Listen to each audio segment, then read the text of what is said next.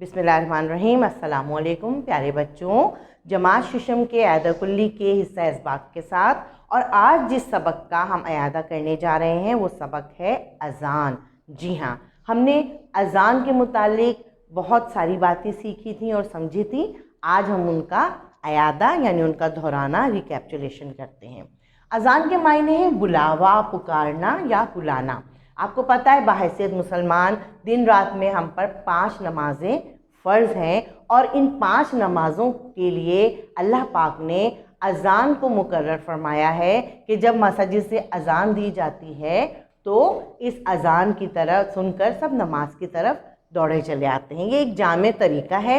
और जब अज़ान दी जाती है तो अज़ान के अंदर सबसे पहले जो अल्फाज होते हैं बेटा वो अल्लाह की बड़ाई के होते हैं, अल्लाहु अकबर, अल्लाहु अकबर, और तौहीद की गवाही दी जाती है कि अल्लाह ताला वाहिद और ला शरीक है। फिर रिसालत की गवाही दी जाती है कि रसूलुल्लाह सल्लल्लाहु अलैहि वसल्लम अल्लाह के रसूल हैं।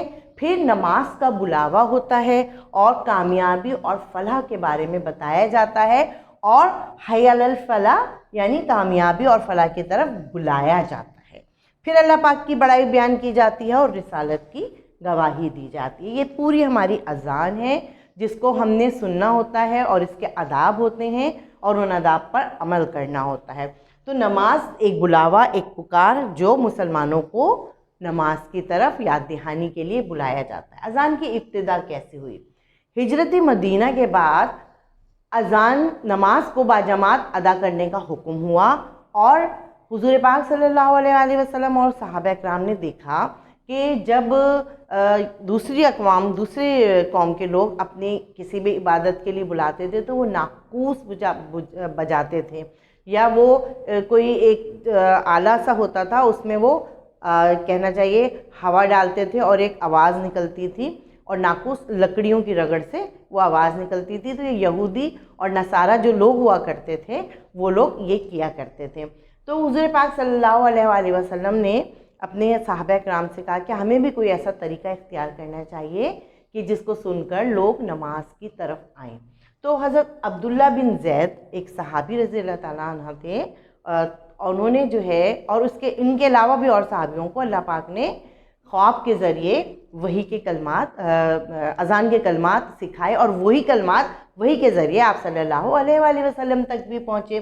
तो जब ये कलमात आप सल्लल्लाहु अलैहि वसल्लम तक और सहाबा इकराम के ख्वाब में आए एक तरतीब के साथ, तो आप सल्लल्लाहु अलैहि वसल्लम ने अज़ान यानी अज़ान की शक्ल थी ना, वो अज़ान के इन कलमात को सबसे पहले मौज़न हज़रत बिलाल हबशी रज़ी अल्लाह ताला अन्हु के ज़रिए अज़ान दिलवाई और ये अज़ान जो है इसकी इब्तिदा इस तरह हुई और लोग अज़ान की आवाज़ सुनकर नमाज बाजमात की तरफ आने लगे। फिर वही के ज़रिए ही अल्लाह पाक ने हुज़ूर पाक सल्लल्लाहु अलैहि वसल्लम को फ़जर की नमाज में जो कलमात होते हैं अस्सलातु खैरुन मिनन नौम, ये भी वदियत किए बताए। तो फिर फ़जर की नमाज के लिए ये कलमात अज़ान में शामिल किए गए जिसके मायने ये है कि नमाज नींद से बेहतर है। ठीक है, तो ये थी अज़ान की इब्तिदा। अब अज़ान और मौज़न की फ़जीलत, अज़ान की माशरती अहमियत, अज़ान के आदाब और मासूरा दुआएं, ये भी एक काफ़ी चैप्टर है, इसके बारे में भी हमने आपको तफसील से बताया था। तो आज हम इसको दोहराते हैं आपकी किताब के ज़रिए। तो आइए चलते हैं और आपकी किताब खोलते हैं। आपकी किताब के बेटा सफ़ा नंबर 14 पे, क्योंकि यहाँ पर बात बहुत गहराई के साथ पॉइंट की सूरत में दी गई है तो लिहाजा नुकात का पढ़ना आपके लिए भी ज़रूरी है ताकि आपको याद दहानी रहे। देखिए, अज़ान और मौज़न की फ़जीलत। मौज़न किसको कहते हैं? जो अज़ान देने वाला है। और हदीस नबवी सल्लल्लाहु अलैहि वसल्लम है कि मौज़न के अज़ान सुन के जितने लोग बाजमात नमाज की तरफ आते हैं उतनी ही फ़जीलत और सवाब मौज़न को भी मिलता है। तो आइए उन नुकात पे गौर करते हैं।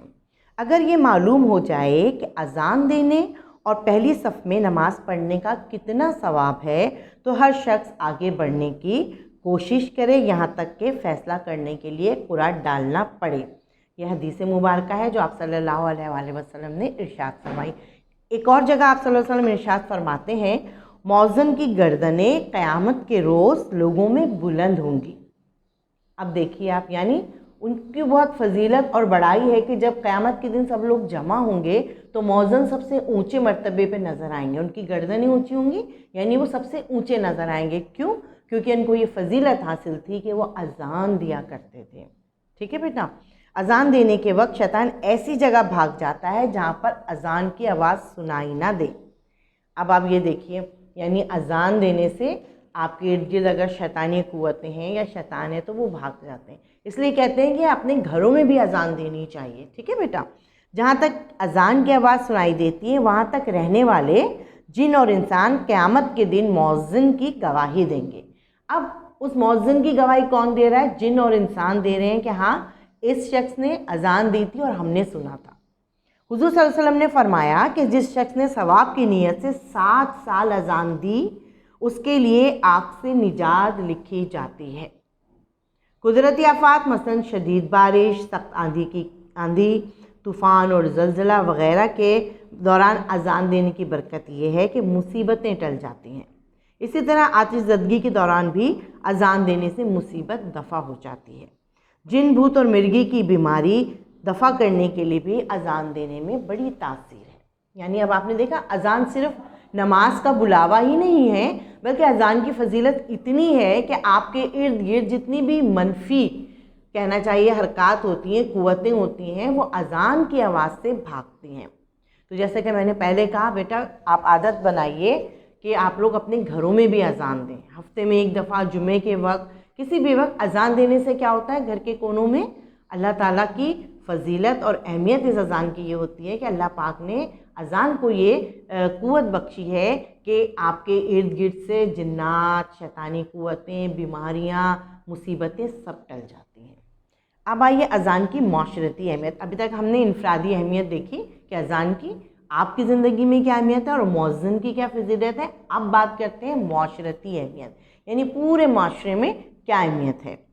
इस्लाम में शरई नुक्ता नज़र से मौज़िन पर अहम ज़िम्मेदारी आयद होती है। चुनांचा नबी करीम सल्लल्लाहु अलैहि वसल्लम ने मौज़िन के लिए मग़फ़िरत की दुआ फरमाने के साथ साथ इसे मुसलमानों का अमीन भी करार दिया है। मुसलमान की ज़िंदगी में नज़्म व ज़ब्त लाने के लिए और पाबंदी औक़ात का आदी बनाने के लिए अजान अहम किरदार अदा करती है। अजान मुसलमानों की नमाज बाजमात की तैयारी के लिए अहम ज़रिया है।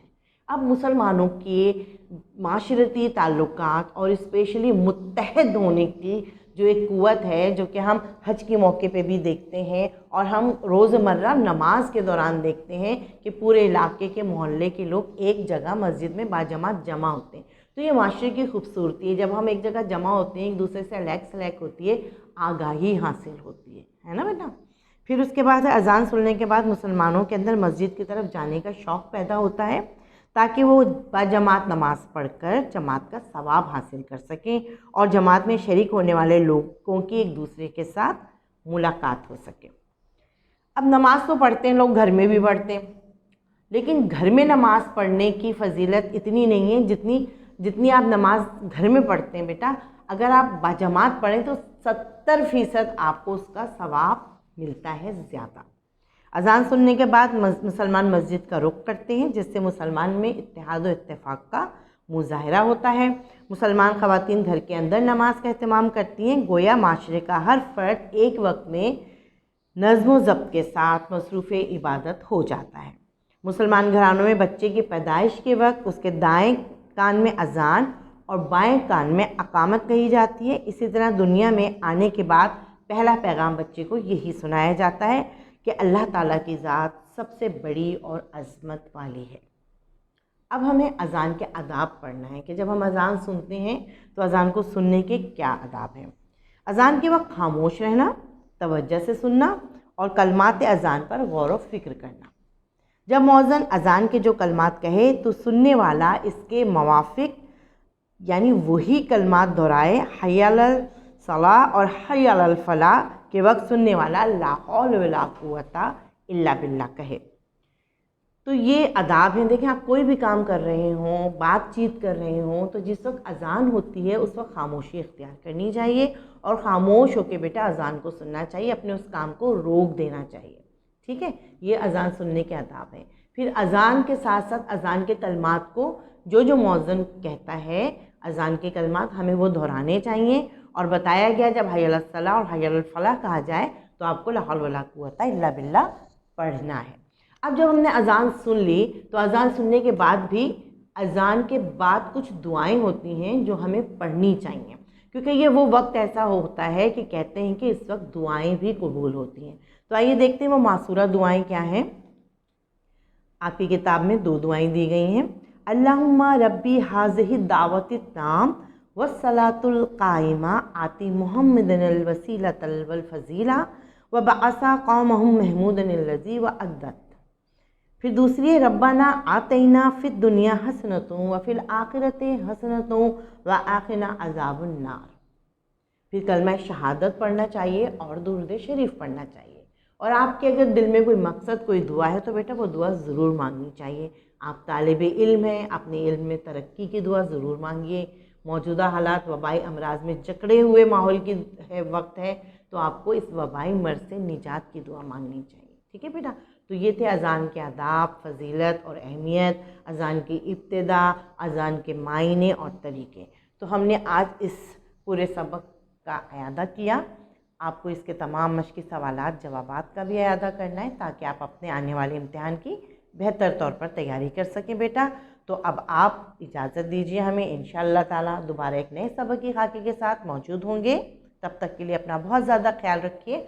अल्लाह हाफ़िज़।